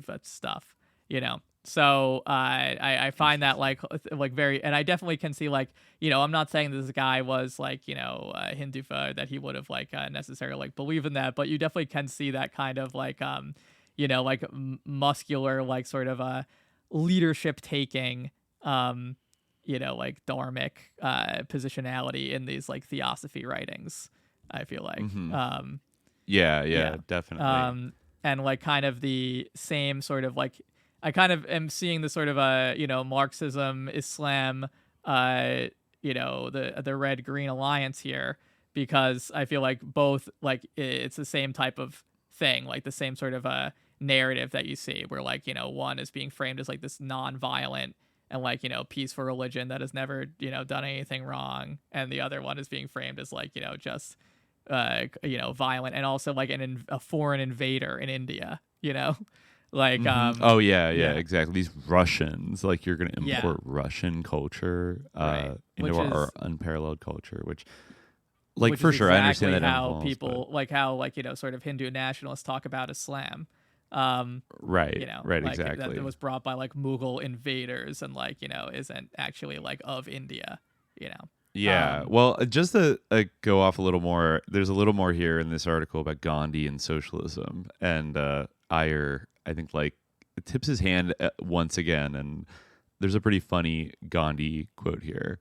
We can judge Gandhi's own political platform because he explains it, but Iyer writes that Gandhi's essential views remained unchanged throughout the next 20 years. With the independence of India, however, the Indian communist movement emerged as a distinct political force, and Gandhi was impelled to express himself in stronger terms. And this is Gandhi speaking again. Hardly one man in 1,000 can be found who practices communism in everyday life. Communists have come to consider it their supreme duty, their supreme service, to create disaffection, to create discontent, and to organize strikes. They do not see whom this discontent, these strikes, will ultimately harm. Half knowledge is one of the worst evils. The best is either full knowledge or ignorance. We are thus caught in isms and take pride in them and consider it a fashion to belong to this or that ism. So Iyer says he could never look to the state, however conceived and constituted, as an instrument for imposing communist or socialist ideals. Rather, the state should exist solely to carry out the will of the people, and the masses should be enlightened, not dictated to, by the responsible leadership of the morally educated and politically committed. Another Gandhi quote, and this is pretty funny. We can judge it after. The socialists and communists say they can do nothing to bring about economic equality today. They will just carry on propaganda in its favor, and to that end they believe in generating and accentuating hatred. They say when they get control over the state, they will enforce equality.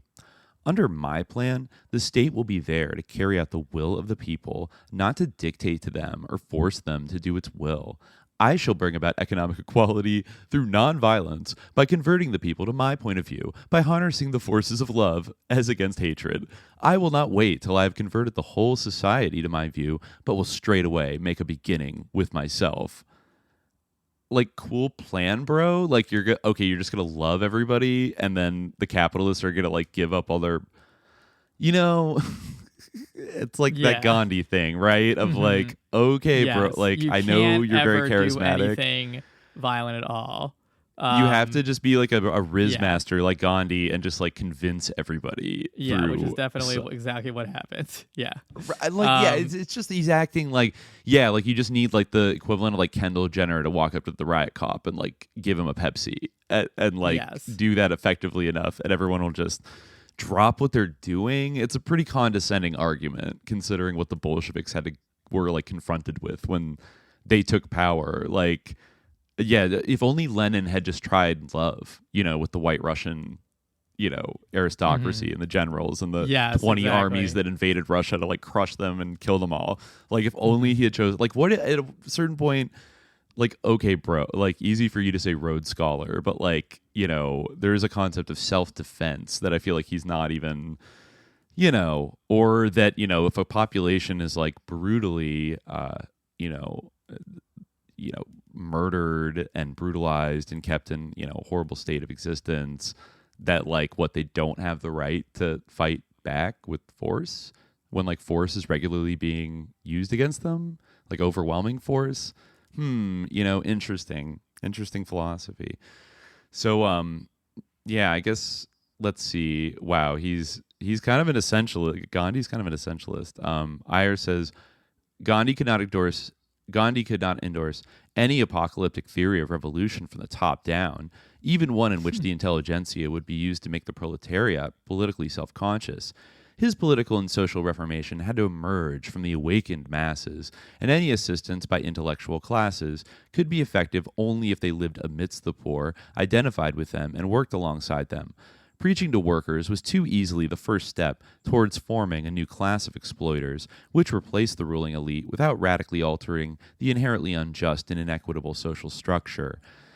An elite, a revolution from the bottom upwards, because all who desired to share in it had to start anew at the bottom by renouncing every vestige of class and privilege, could not only produce a genuinely socialist society, but also avoid the brutal class war which many feared, some actually desired, and armchair ideologists saw as inevitable. Class war was wholly unacceptable on the principle of nonviolence, and it was unnecessary and even irrelevant in a large-scale social revolution from the bottom upwards. Gandhi could not countenance the possibility of class war, even on theoretical grounds, because it violated his unshakable conviction that ends never rise morally above their means. He rejected it in daily practice, owing to the triple criteria of his holistic socialism and communism.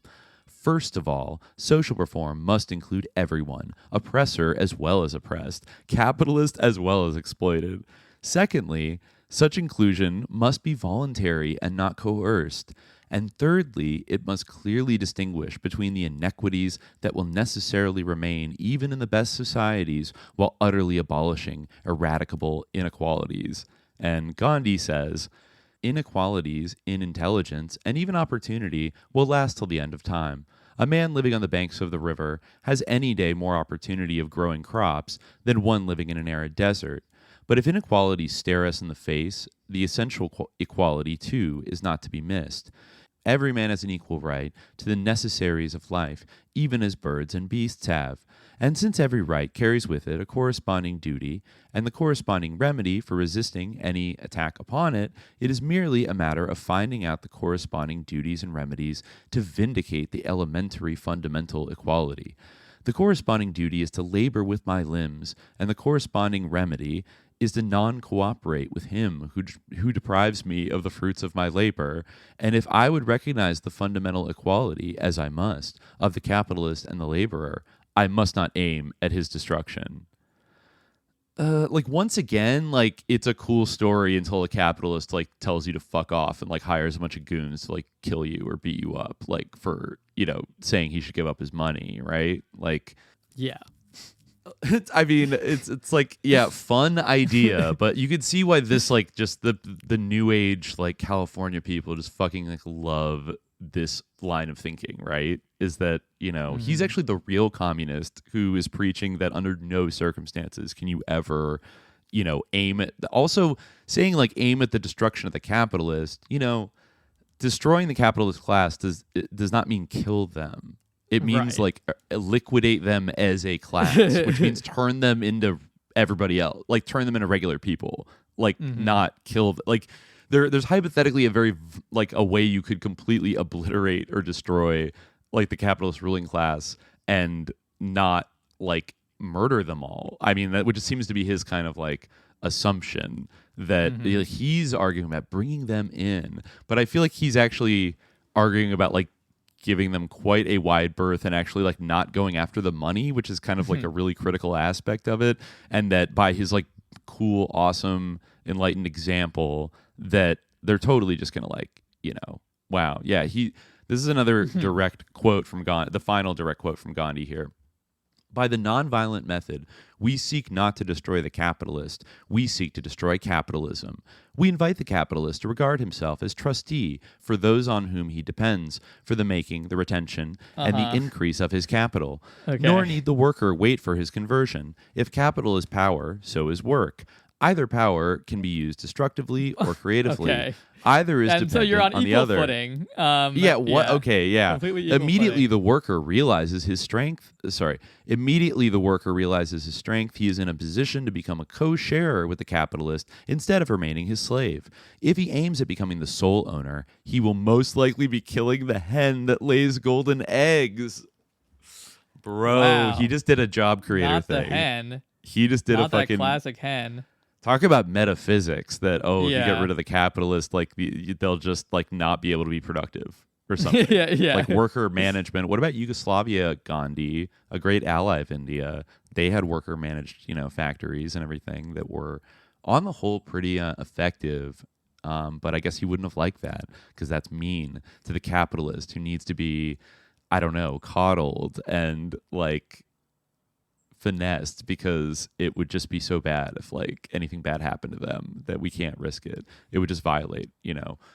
It would make everything not worth it, right? So yeah, the last paragraph here, I guess I'll just read it. This is Raghavan's conclusion. And then I guess we can move on. But he writes that if class revolution fails to alter the prevailing state of society, however much it may elevate the formerly oppressed and denigrate the overthrown masters, nonviolent conversion will fail to sustain a viable political and economic system without a modus operandi which merges the requirements of social reform with those of economic improvement. This core method was, for Gandhi, the ethical idea of trusteeship, a powerful concept which, if put into practice, could obviate potential class conflict, link fundamental social reform with economic stability, and utilize every existing talent and capacity. Its intrinsic power to include all classes and make them contribute constructively to an emerging social order attracted Gandhi, who was strongly convinced that its honest and consistent application could demonstrate the practicability of the principle of nonviolent social reformation. Wow. Amazing. The ethical, this sounds almost like he's predicting like ESG, like that whole fad of like, what if like all these Wall Street funds like invested in like, you know, like electric cars or, you know, environmentally, blah, blah, blah. And like, actually, you know, didn't Changing Images of Man have some kind of like sus term for that? Like conscious capitalism. That might have been later. Maybe, but yeah. This is all it was of something a piece. like that. Yeah. Like, yeah. Like enlightened shareholder. I think, you know, what was it? Like shareholder or stakeholder capitalism was like the hot thing a couple years ago, the WEF. Right. And all kinds of things like that. So, I mean, yeah, I think we can see the valence point of Raghavan Iyer's work. And I think we could detect an influence on young officer Michael Aquino, the graduate student, in terms of writing this strategy paper about nonviolence. And it does seem kind of inflected with Iyerian language, mind war, that is. Definitely it of does, like, yeah. surely it is the highest ethical principle to like not have to strike. But that's also why we need to like manipulate and psyop everybody and like actually convince them we're going to like annihilate them with nuclear weapons, so they just give up and submit to us. But also that is the most ethical option, I think, So I think Raghavan Iyer, probably that's the main influence. Maybe he had on Aquino, of course, like deeply hypocritical, given Aquino's, well, what we definitely know about his past in the Phoenix program, but also, that wasn't the end of his army career. And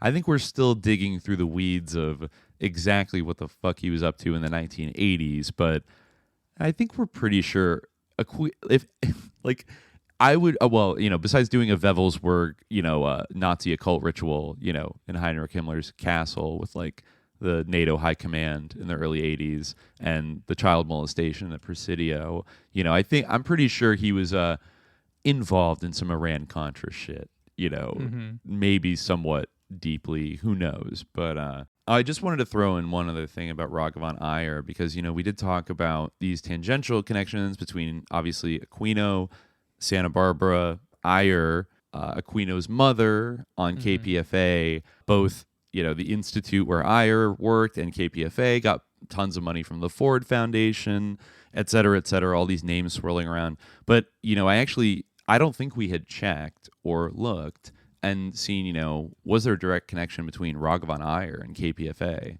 Did he ever used to go on? Because that'd be funny. And sure enough, I have the June 1967 folio for KPFA, and on this program that is actually called, this kind of cryptic program, at least I think, I don't know if it's just an ad on the page, but it's like it's listed below.